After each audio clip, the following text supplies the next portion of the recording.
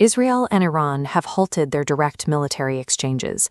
This pause follows an Israeli strike on Iran's Mashhar petrochemical complex, a facility central to the country's industrial economy.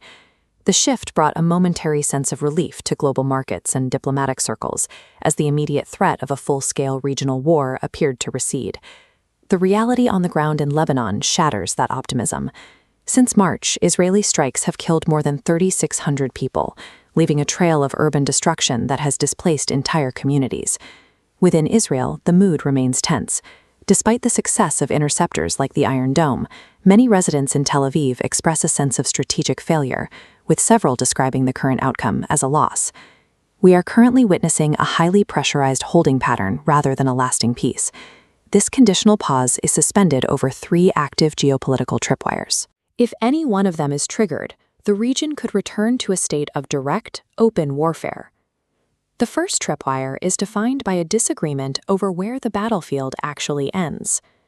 Iran employs a strategy of linkage, viewing its security as inseparable from its partners in the region. Tehran has warned that if Israel continues to strike targets in Lebanon, Iran will resume direct retaliatory attacks. Israel's leadership attempts to decouple these fronts. Ambassador Yechiel Leiter maintains that Israeli operations against Hezbollah have nothing to do with Iran, arguing that the two arenas should be treated as separate conflicts. Hezbollah's actions on the ground contradict this attempt at separation. The group continues to launch daily strikes against Israeli military vehicles and troop concentrations across southern Lebanon. These conflicting definitions of the war's borders mean that a localized strike in Beirut serves as a direct trigger for a response from Tehran. The second tripwire involves a sharp diplomatic shift within the alliance between the U.S. and Israel. President Trump recently issued a direct warning to Prime Minister Netanyahu, stating that Israel must be careful or risk losing Washington's backing entirely. This ultimatum challenges the diplomatic immunity Israel typically relies on when conducting high-stakes military operations in the region. However, Israeli officials have characterized this friction as a minor disagreement. Ambassador Leiter described the tension as a spat between long-term allies, emphasizing the decades-long relationship between the two leaders. This highlights a growing gap between rhetoric and reality. Analyst Phyllis Bennis argues that public warnings are effectively meaningless as long as the underlying military policy remains unchanged.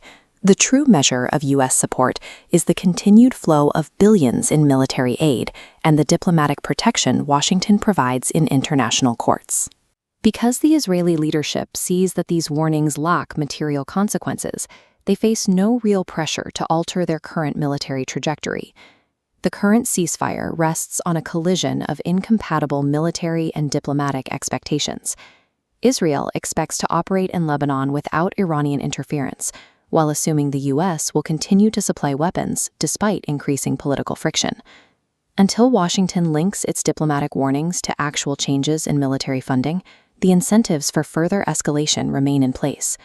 The danger of this situation is amplified by the vulnerability of the region's industrial infrastructure. As we saw at the Mashhar complex, a single strike can jeopardize the vital resources that both nations depend on. The region currently sits in the eye of a storm, with the underlying conflict far from resolved. Without a change in the material support driving the war, one miscalculation could turn this pause into a wider conflagration.